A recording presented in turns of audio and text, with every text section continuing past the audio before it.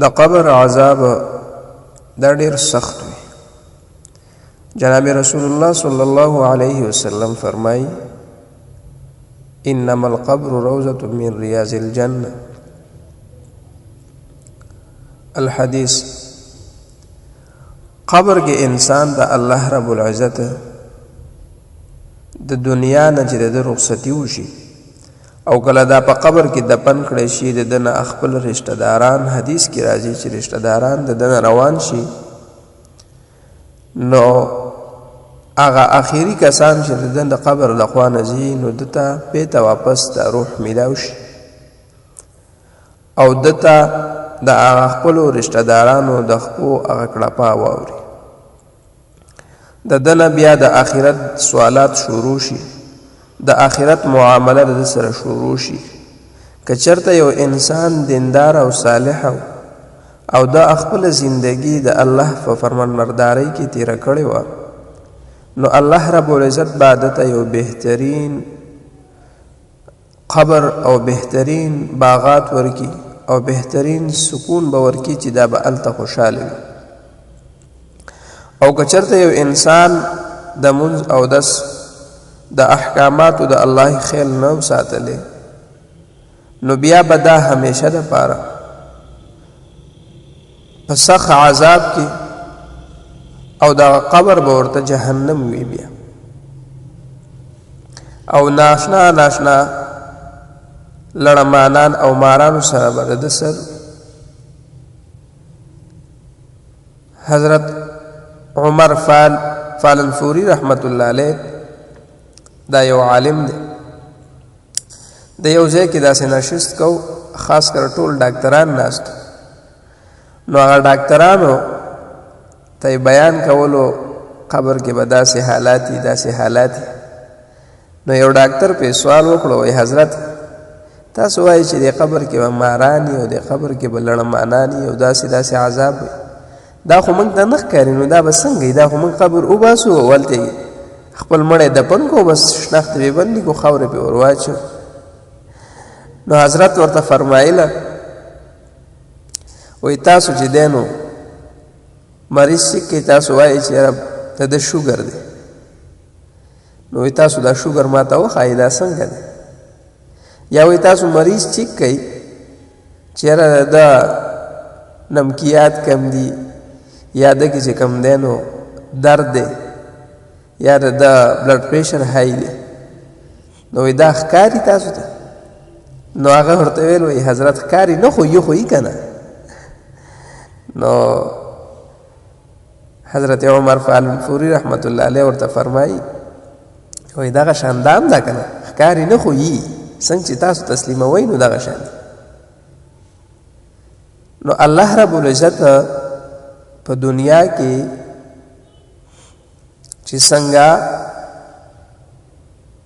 ژوند یو انسان تیر کو او هغه د الله رب العزت په تابعدارۍ کې تیر کو، نو د قبر زندگی بالکل سخته نه ده. د ده سره د فرشتو ملاقات به په یو ښکلي انداز سره کېږي، ده به د هغې سره خبرې په یو ښکلي انداز سره کېږي، ډاډه به وي. که هغه ته د ده نه د رب په باره کې تپوس وکړي، نو ده به په دنیا کې خپل رب پېژندلی که نه، ده به خپل رب جومات کې په 15 وخته په ورځ کې یاد کړی که نه، ده به د رب کلام ویلی، قرآن مجید به ویلی، د عالم سره به ناستي، نو دا به د خپل رب جواب ورکړي چې ربي الله.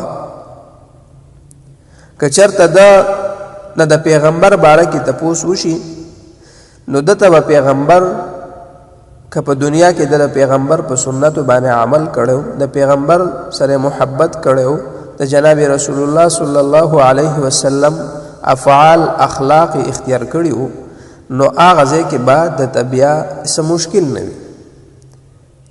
او که چېرته ده په دین اسلام باندې عمل نه و کړی او د ده د اسلام په باره کې تپوس وي چې ما دین وکړه، نو بیا به د خوله هلته بند دی، وایي به لا ادري لا ادري. نو زما عزتمندو د قبر دا ډېر سختو نه سخته کندم ده او د جنت د باغچو نه باغچه هم ده. نو همیشه دپاره د دې دپاره تیاری پکار دی. صحابه کرامو به د دې دپاره تیاری کولو او دې دپاره به خپل ځان داسې تیار ساتو لکه انسان چې څنګه یو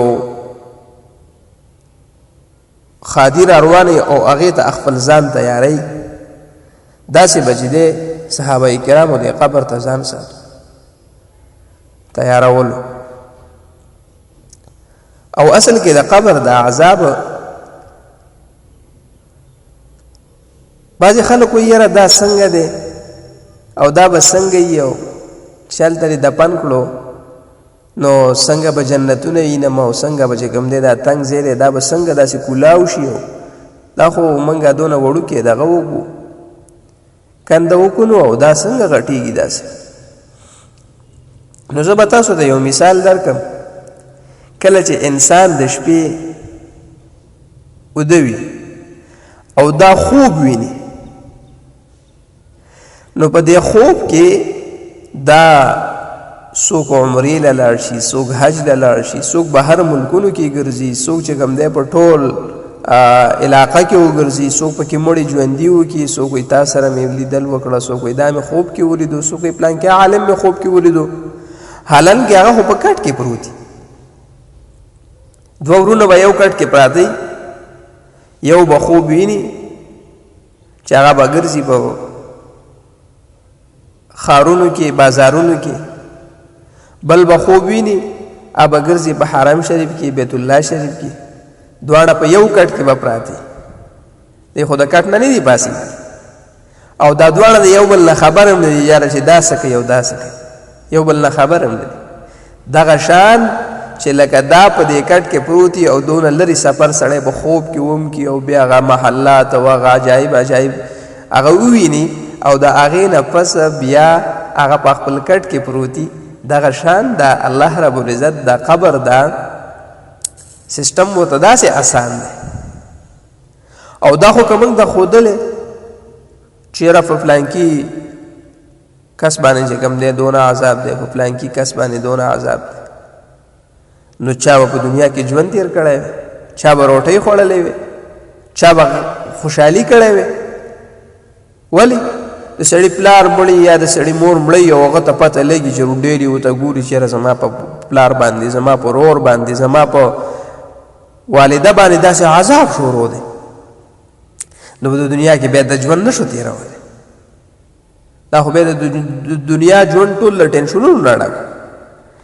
نو کم خلق چې د قبر په باره کې داسې سوالات کوي نو دا غلط. الله رب العزت بدته داسې عجایب محلات ورکی چې هغه به بیا لیدلي هم نه، تصورات به هم نه. او کله چې چا محبت کړی په دنیا کې ډېر داسې چې کوم دی ظاهر شوي دي.